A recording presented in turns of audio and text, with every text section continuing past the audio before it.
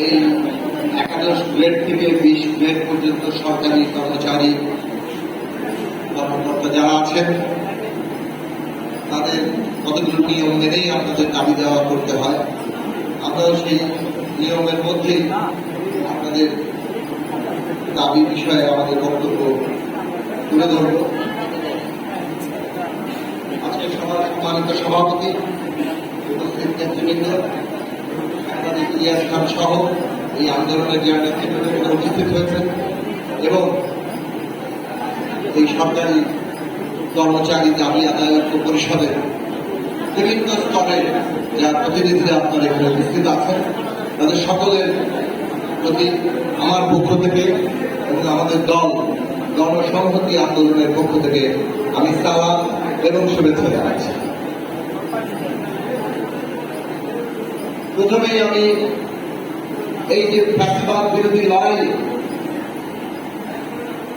যারা খুন হয়েছেন, যারা খুন হয়েছেন, যারা নানা রকম নির্যাতনে মৃত্যুবরণ করেছেন এবং সর্বশেষ জুলাই আগস্টে ছাত্র জনতার যে গণ অভ্যুত্থান, সেই অভ্যুত্থানে যারা প্রাণ দিয়েছেন অনাকালে, তাদের স্মৃতির উদ্দেশ্যে গভীর শ্রদ্ধা জ্ঞাপন করছি, সহমর্মিতা প্রকাশ করছি সকল আহতদের প্রতি, তাদের পরিবারের প্রতি, এবং যারা এই নিজেদের আপনজন হারিয়ে একটা ভয়ঙ্কর কষ্টের মধ্যে দিয়ে দিন যাপন করছেন বিগত 15 বছর ধরে, তাদের প্রতি আমরা গভীর সহমর্মিতা প্রকাশ করছি। আজকে বাংলাদেশ একটা নতুন বাংলাদেশ,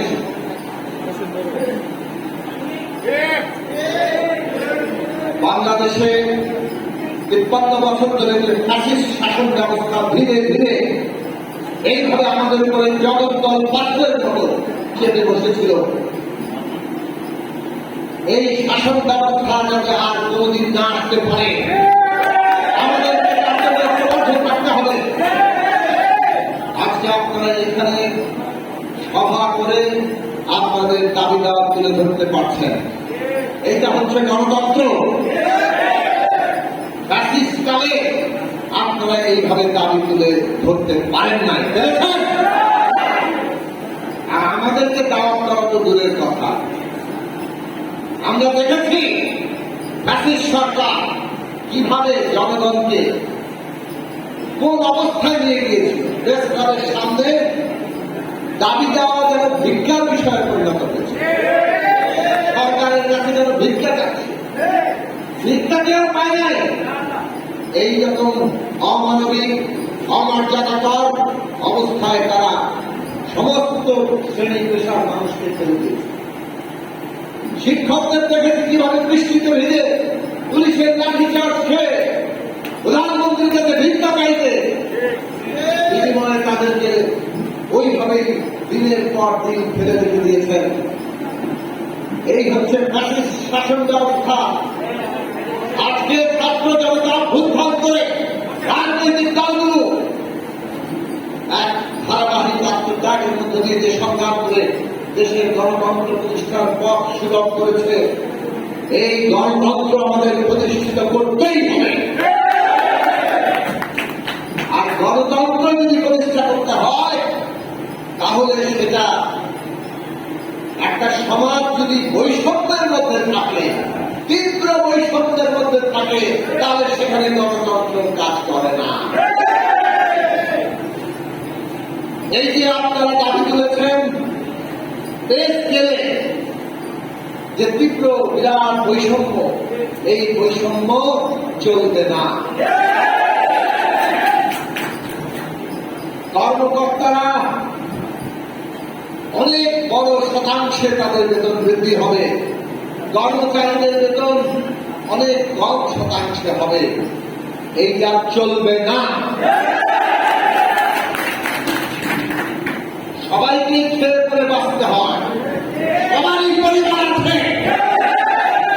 সেই জায়গা যদি আমরা খেয়াল রাখি তাহলে আমরা বলবো আগামী দিনে বেতন বৃদ্ধি অবশ্যই সুষম এবং ন্যায্য হতে হবে।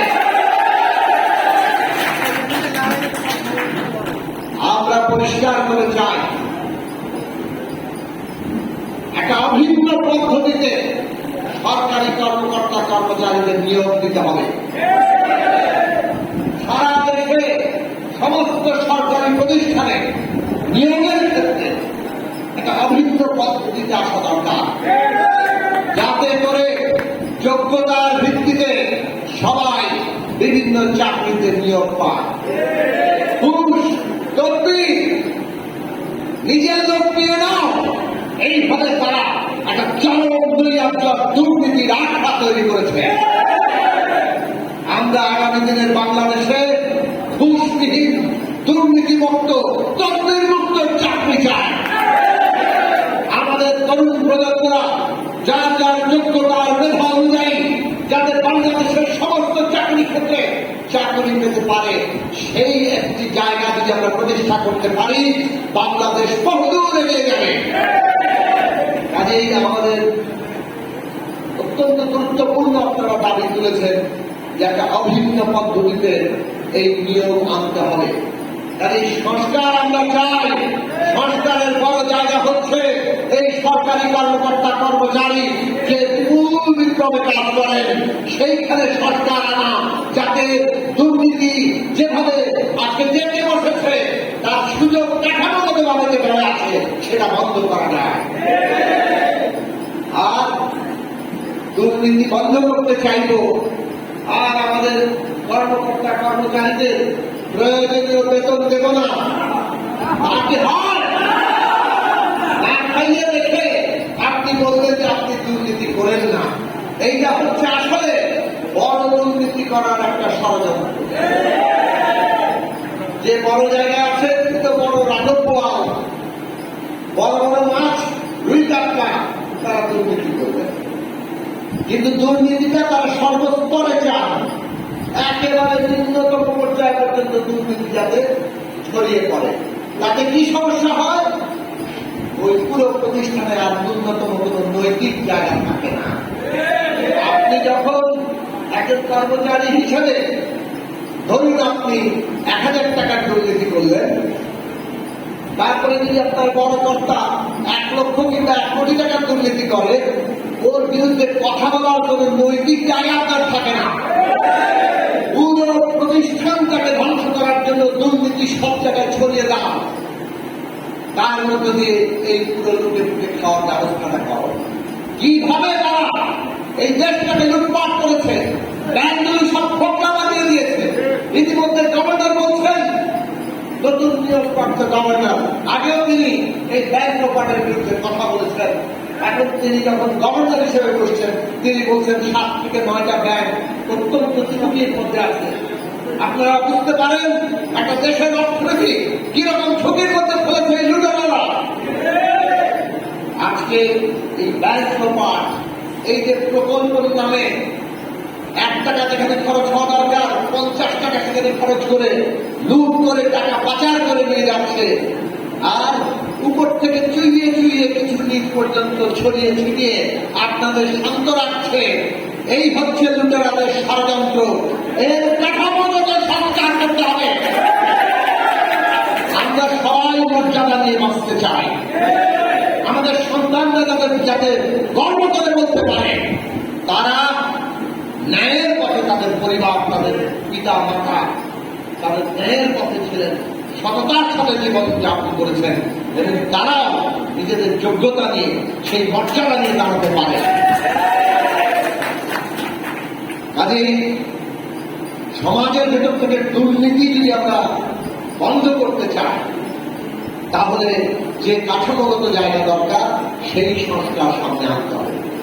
আর দেশের এই 11 লক্ষ সরকারি কর্মচারীদেরকে বাদ দিয়ে কোন সংস্কার হয় না।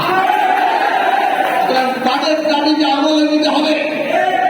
আমরা বর্তমান অন্তর্বর্তী সরকারকে বলি, অনেক কঠিন পরিস্থিতি মোকাবেলা করতে হচ্ছে আপনাদের। নানান ষড়যন্ত্র হচ্ছে, সাবোটাজ হচ্ছে, আমরা দেখতে পাচ্ছি। হ্যাঁ, শ্রমিকদের দাবি দাওয়া আছে, কিন্তু সব দাবি দাওয়াকে কাজে লাগিয়ে আবার একদল ষড়যন্ত্রকারীরা নানান রকম ষড়যন্ত্র করছে। কাজে দুই দিকে আমাদের খেয়াল রাখা দরকার।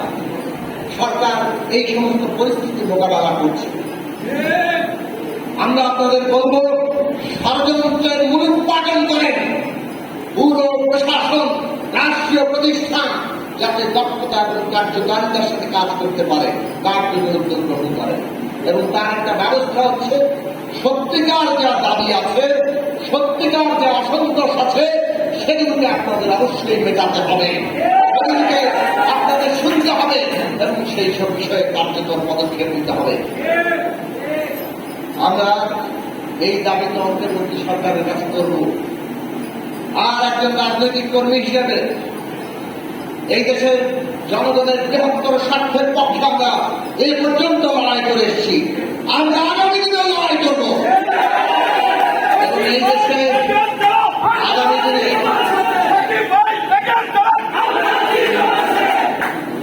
এই দেশে বর্তমান সরকার এবং আগামী দিনে যারা সরকার আসবে, বাংলাদেশের জনগণের স্বার্থের পক্ষে আমরা নীতি তৈরি করতে সচেষ্ট থাকব।